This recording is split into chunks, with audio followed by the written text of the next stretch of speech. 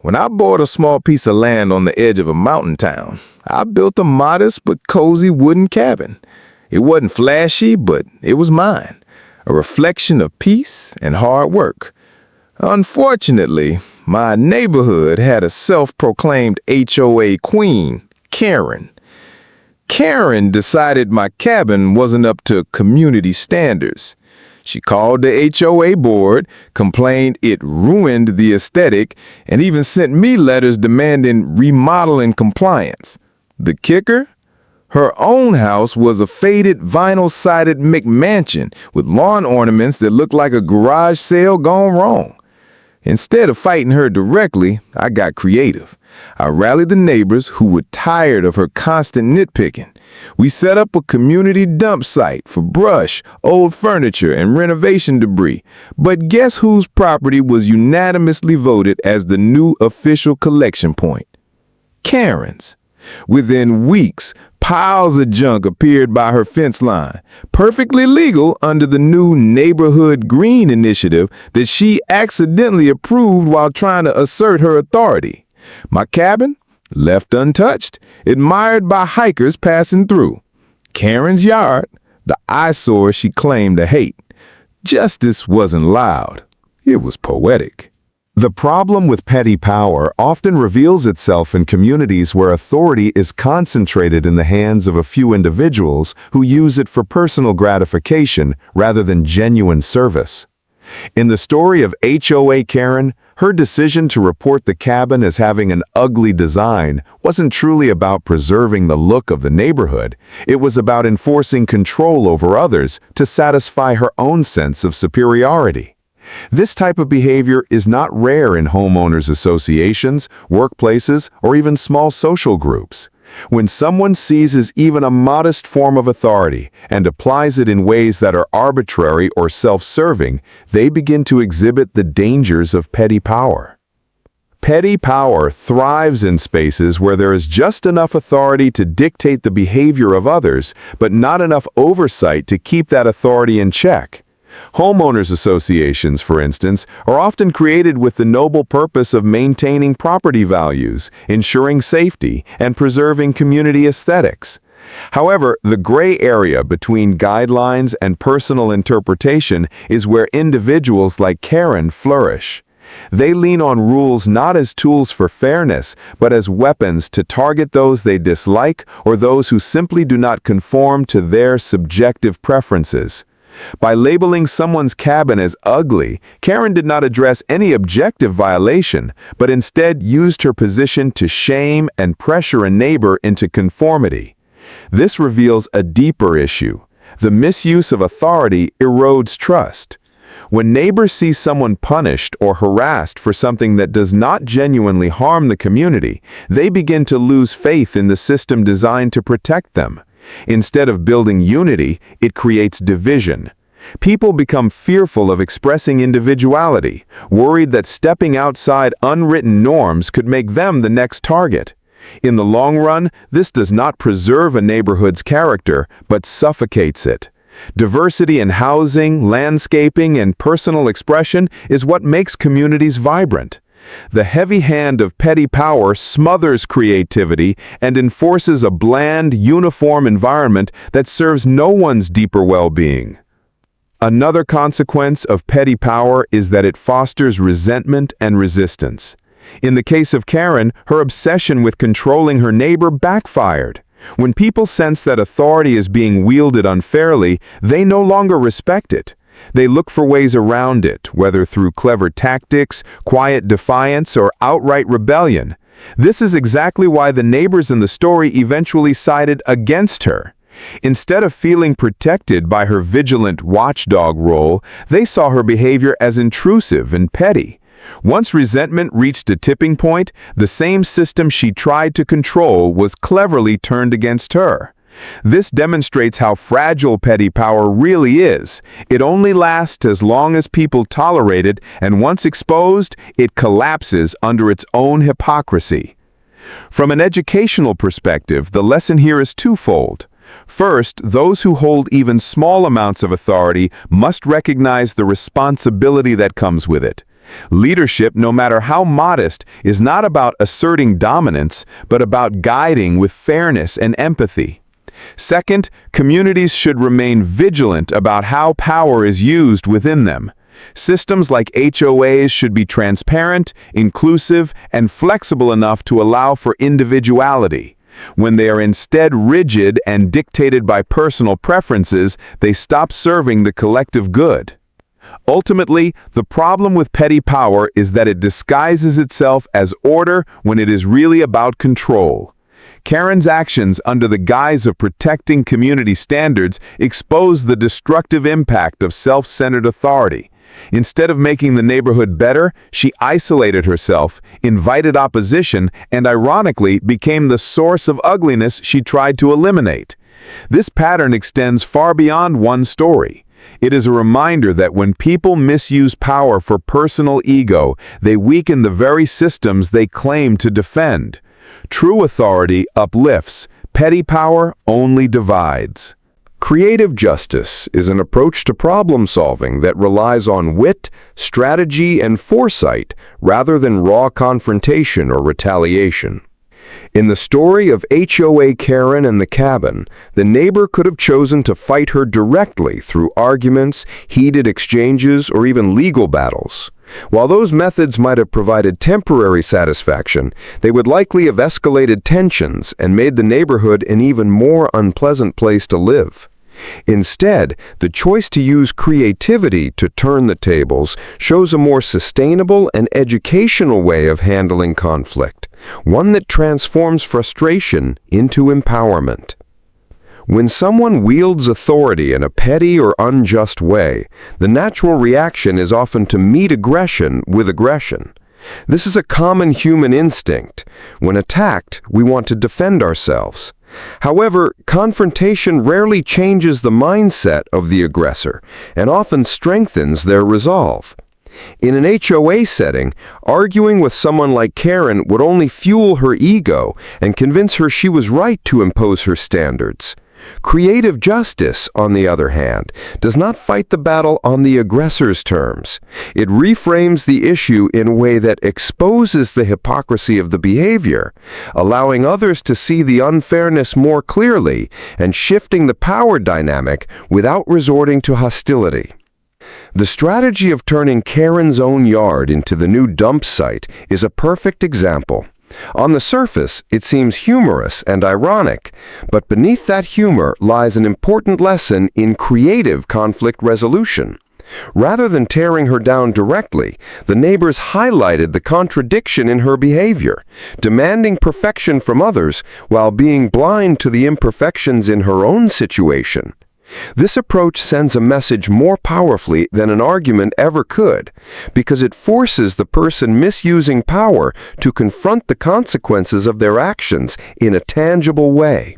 It is not about cruelty, but about balance, a reminder that fairness applies to everyone. Educationally, this kind of response teaches the value of indirect solutions. In social psychology, this can be connected to the principle of nonviolent resistance, where individuals stand against unfair authority not by matching its aggression, but by revealing its absurdity through actions that expose contradictions. Leaders like Gandhi and Martin Luther King Jr. used creative justice on a much larger scale, employing boycotts, marches, and symbolic acts to highlight injustice without stooping to the same levels as their oppressors.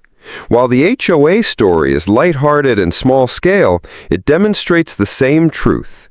Creativity disarms aggression more effectively than brute force. Another benefit of creative justice is that it often brings the wider community together.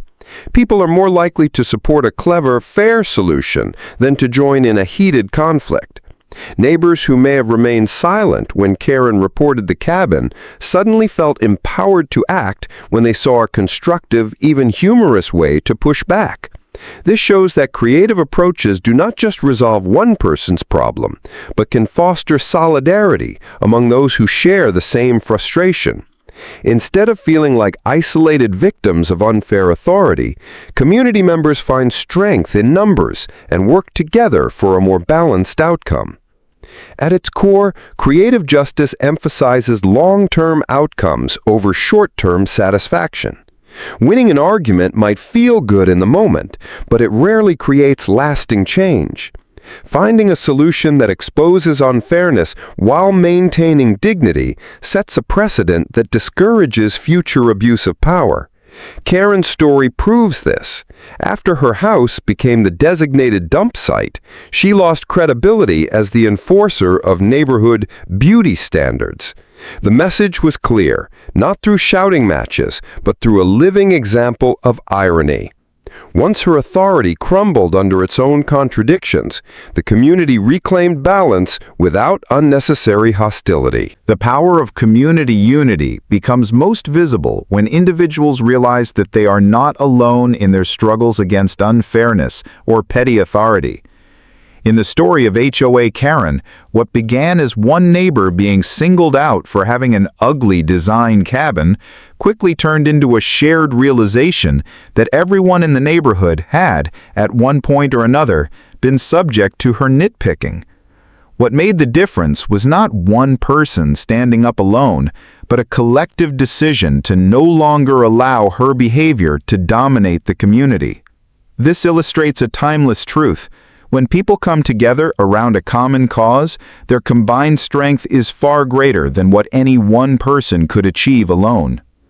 In most communities, individuals tend to keep their frustrations to themselves. Many fear retaliation, embarrassment, or the simple exhaustion of dealing with conflict. This silence often allows petty power to thrive. A figure like Karen seems powerful, not because she is inherently stronger, but because her targets feel isolated. However, when neighbors began talking and realized they shared the same experiences, that sense of isolation broke down.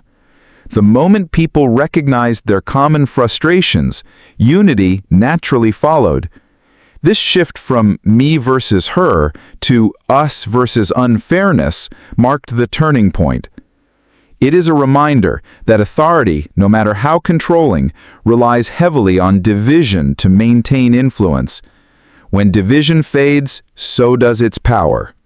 From an educational perspective, this underscores the importance of collective action in maintaining fairness and justice. Sociologists have long argued that communities thrive when individuals see themselves not as separate actors, but as part of a greater whole. Whether in neighborhoods, workplaces, or larger societies, unity provides a foundation for resilience. When a group of people decides to work together, even those who normally feel powerless gain confidence. In the story, the neighbors did not need to argue with Karen or hold endless debates. Their simple agreement to designate her property as the dump site demonstrated collective willpower. This unity created a system of accountability that no single individual could have managed alone. Furthermore, unity fosters creativity and resourcefulness. One person may have an idea, but when multiple perspectives come together, that idea grows into a stronger, more practical solution. Alone, the cabin owner might have responded with anger or tried to resolve the issue through tedious HOA channels. With the support of neighbors, however, the response became not only more effective, but also more symbolic. It showed that the entire community rejected Karen's narrow vision of beauty and instead valued fairness, humor, and solidarity. This is the power of collaboration. Solutions become richer, and the burden does not fall on a single person's shoulders. Another key aspect of community unity is the long-term effect it has on social dynamics. Once people stand together and see the positive outcomes of their collective effort, they are more likely to support one another in the future. This builds trust and strengthens relationships that extend beyond the immediate conflict. In the story, the neighbors who rallied against Karen likely felt more connected afterward, knowing they could rely on each other if similar problems arose. Unity, therefore, is not just about solving one issue, but about creating a culture of mutual support that protects against future abuses of power. On a broader level, unity also teaches valuable lessons about democracy and shared responsibility. Rules and systems, such as an HOA, are only as effective as the participation of the people who make them. When one individual tries to dominate, the system falters. When the community reclaims its role in decision-making, the system returns to its original purpose, serving the many rather than the few.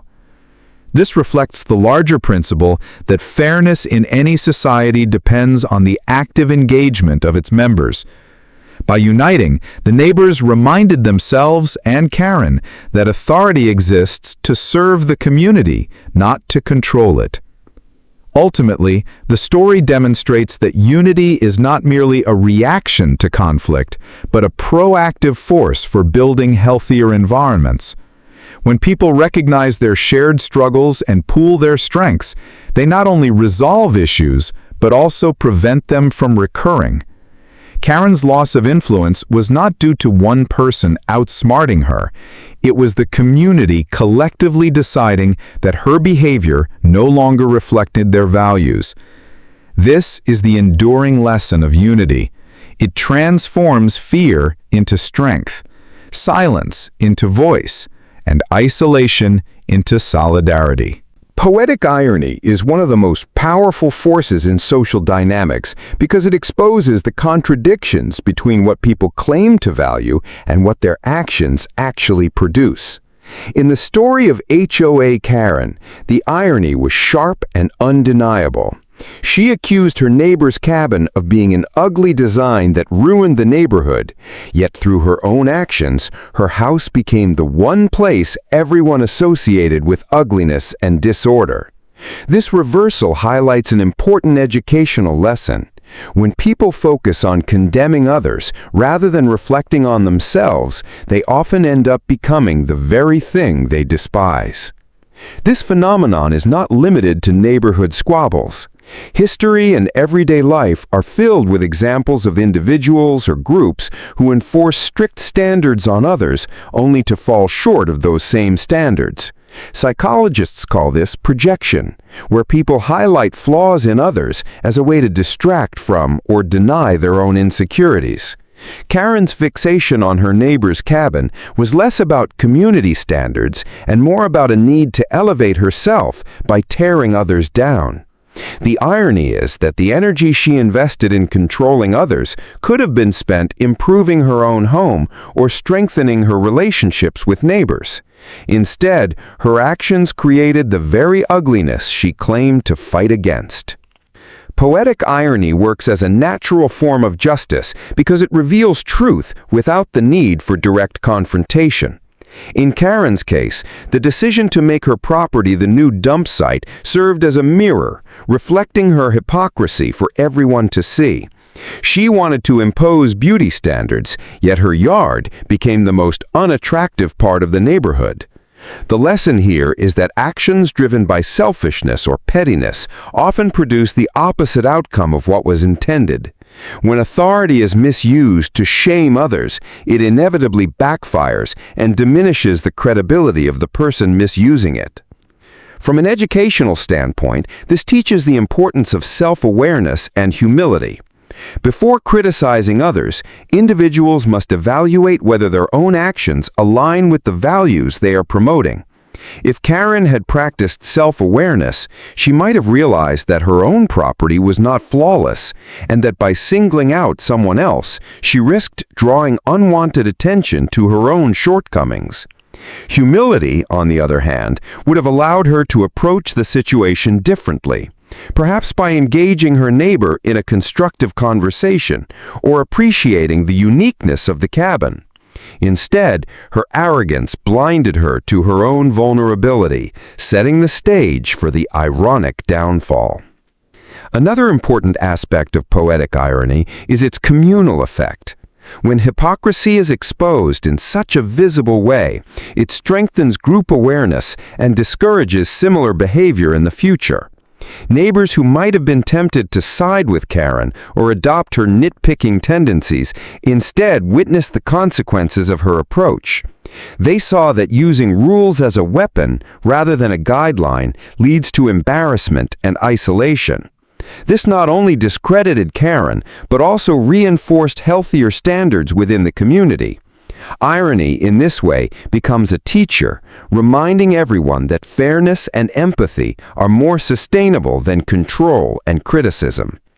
Poetic irony also serves as a safeguard against unchecked power. People in positions of authority often forget that their influence depends on the consent and respect of those they govern. By misusing her influence, Karen assumed her neighbors would accept her judgment without question. Instead, they responded in a way that flipped her authority upside down. This demonstrates that power is fragile when built on hypocrisy. It collapses under the weight of its contradictions. Irony ensures that no one can indefinitely impose standards on others while exempting themselves from scrutiny. Ultimately, the story of Karen's downfall emphasizes that becoming what you condemn is the inevitable result of unchecked arrogance. She wanted to police ugliness, but became the neighborhood's prime example of it. She wanted control, but ended up losing all credibility. This poetic reversal is not just humorous, it is profoundly educational.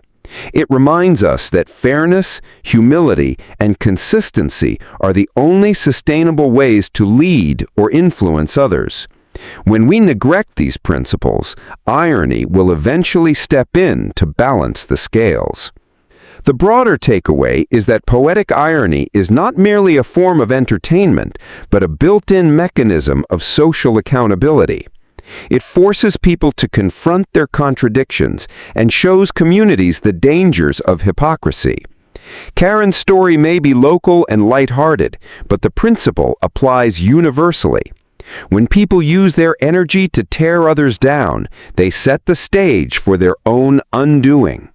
Instead of creating beauty, they create the very ugliness they despise. True integrity lies not in condemning others, but in living by the values we expect from them. Poetic irony ensures that those who fail to learn this lesson will eventually embody it.